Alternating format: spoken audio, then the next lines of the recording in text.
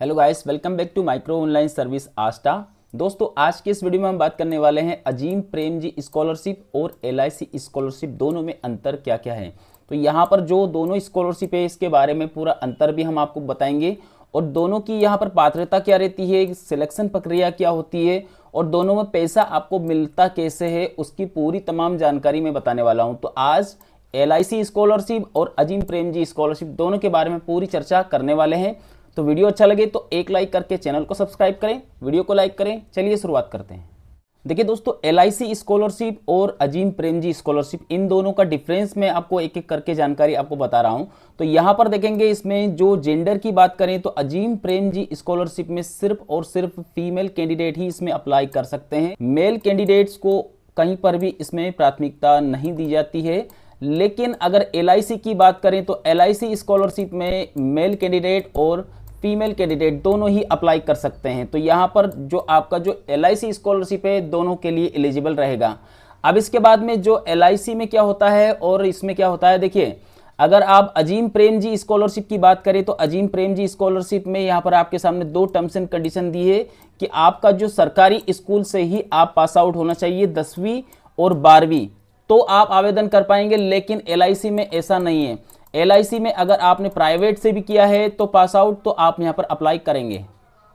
अब देखिए यहां पर अजीम प्रेमजी स्कॉलरशिप में यहां पर कुछ यहां पर आपके सामने इसमें स्टेट दिए गए, इन स्टेट के अलावा दूसरे स्टेट को अप्लाई नहीं कर सकते, इसमें प्राथमिकता नहीं दी गई है। जो यहां पर दिया गया है वही स्टेट इसमें अप्लाई कर सकते हैं। लेकिन एलआईसी में ऐसा नहीं होता है दोस्तों। एलआईसी में ऑल इंडिया कोई भी किसी भी राज्य से आप हो तो अप्लाई कर पाएंगे। अब इसके बाद में अजीम प्रेमजी में और इन दोनों में एक और जानकारी मैं आपको बताना चाहूंगा जो दोनों की समानता में रहती है। यहां पर दिया गया है प्रथम वर्ष। देखिए आप लोगों के कमेंट भी थे कि क्या हम sir second year final year में है तो हम अप्लाई कर सकते हैं। तो देखिए साफ साफ इसमें लिखा हुआ है, नियमित छात्रा के रूप में आपने प्रथम वर्ष शैक्षणिक सत्र में 2025-26 में प्रवेश लिया है तो ही अप्लाई करेंगे। और सेम यही की यही जो कंडीशन दी गई है एलआईसी स्कॉलरशिप में भी दी गई है। अगर आप शैक्षणिक सत्र 2025-26 में अप्लाई कर रहे हैं तो आप इस स्कॉलरशिप में एलआईसी में भी और आप यहां पर अजीम प्रेमजी और एलआईसी दोनों में ही सेम इसमें एक जैसी कंडीशन पाई गई है। अब हम एलआईसी स्कॉलरशिप की बात करें तो एलआईसी स्कॉलरशिप 60% से ऊपर वाले जो कैंडिडेट है उनके लिए है। मतलब जिनका 60% से ऊपर का अगर परसेंटेज है तो ही आप एलआईसी स्कॉलरशिप में अप्लाई करेंगे।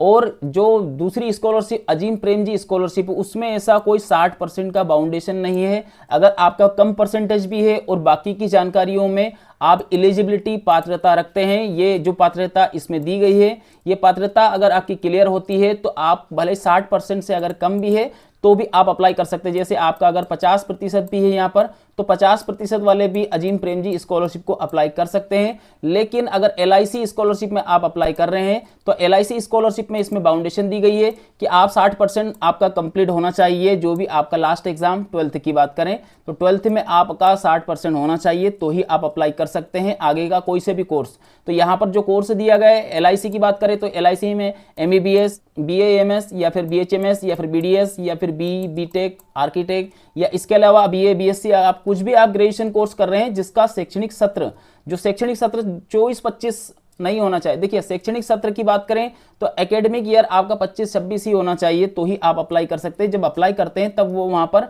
25-26 वाले सत्र को ही वहां पर एक्सेप्ट करता है।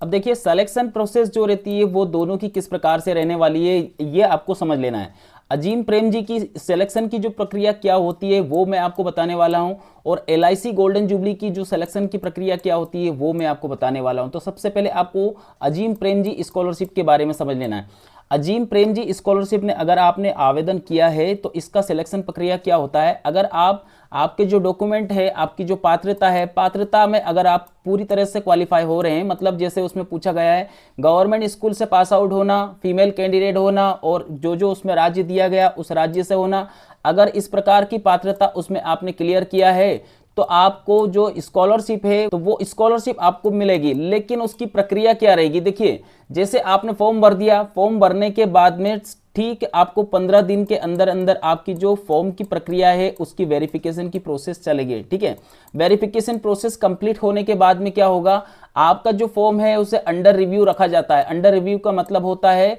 कि ब्रांच की तरफ से जो फाउंडेशन होता है उनके तरफ से आपके जो फॉर्म को अंडर वेरिफिकेशन में रखा जाता है।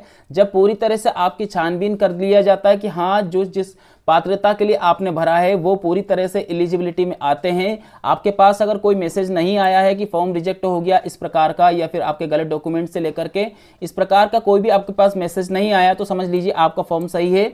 और इसके बाद में जो पेमेंट की प्रक्रिया होती है वो 2 चरण में आपको पैसा दिया जाता है।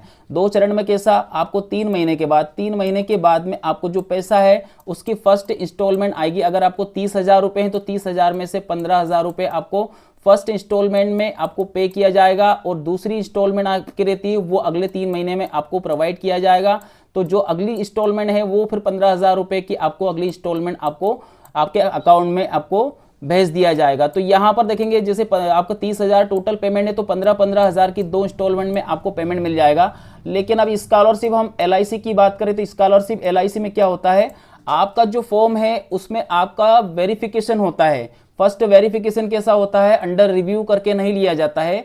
जब विभाग की तरफ से जो संस्था है उसकी तरफ से जो LIC संस्था है उसकी तरफ से जहां पर आपका तहसील हो, जैसे आपका जो भी तहसील लगता हो, जो क्षेत्र लगता है, उसके अकॉर्डिंग आपको वहां से फोन आएगा कि आपका जो डॉक्यूमेंट है जो आपने लगाए हैं, जो भी आपने डॉक्यूमेंट ओरिजिनल अपलोड किए थे वो भी, और जो आपके दूसरे डॉक्यूमेंट्स जैसे 10th की मार्कशीट, जाति प्रमाण पत्र, सब कुछ, तो ये सारे डॉक्यूमेंट्स लेकर के आपको कहां पर जाना रहेगा, जो नजदीकी आपका जो वहां पर जो कार्यालय रहता है LIC ऑफिस का, वहां पर आपको लेकर के सारे डॉक्यूमेंट को लेकर के जाना रहेगा। उसके बाद में जैसे अब वहां से वेरिफिकेशन होता है तो यहां से जो वेरिफिकेशन होने के बाद में जो मेन हेड ऑफिस होता है वहां पर आपको एक बार फिर से आपको बुलाया जाएगा।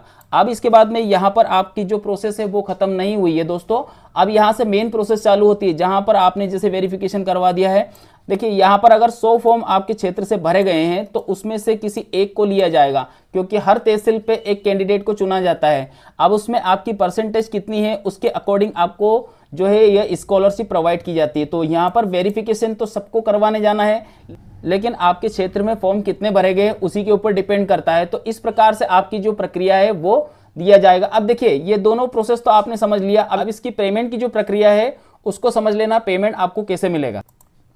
देखिए जो पेमेंट की प्रक्रिया होती है वो आपको समझ लेना है। अजीम प्रेम जी की बात करें तो आपका जो पेमेंट है आपको 3 महीने में मिल जाता है। एक इंस्टॉलमेंट आपको 3 महीने में मिलेगी, अगली इंस्टॉलमेंट आपको 3 महीने में मिल जाती है। लेकिन यहाँ पर LIC स्कॉलरशिप की बात करें तो LIC स्कॉलरशिप में थोड़ा सा अलग है।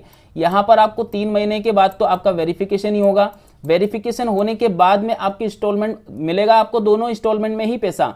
आपको अगर 30,000 इसमें भी मिलने का हो तो 30,000 में से 15,000 ही आपको मिलेगा स्टार्टिंग में। फर्स्ट इंस्टॉलमेंट में आपको 15, फिर आपको सेकंड इंस्टॉलमेंट में आपको वापस से 15,000 रुपए दिया जाएगा, मिलेगा दोनों इंस्टॉलमेंट। इसी प्रकार से आपको जैसा अजीम प्रेम जी में मिलता है सेम सीक्वेंस वही रहता है, 2 इंस्टॉलमेंट में ही आपको पेमेंट दिया जाता है। लेकिन कंडीशन यही होती है कि आपका वेरिफिकेशन 3 महीने बाद तो वेरिफिकेशन होगा, वेरिफिकेशन होने के बाद में आपका जो पेमेंट की जो प्रक्रिया है वो फर्स्ट इंस्टॉलमेंट आपके अकाउंट में आ जाएगी, और अगली जो इंस्टॉलमेंट रहती है वो लगभग 5 से 6 महीने के बाद में आपके अकाउंट में आएगी। तो आज के वीडियो में इतना ही दोस्तों। वीडियो अच्छा लगे तो एक लाइक करके चैनल को सब्सक्राइब करें, वीडियो को लाइक करें। धन्यवाद आप सभी का वीडियो देखने के लिए। आपका दिन शुभ रहे। जय हिंद।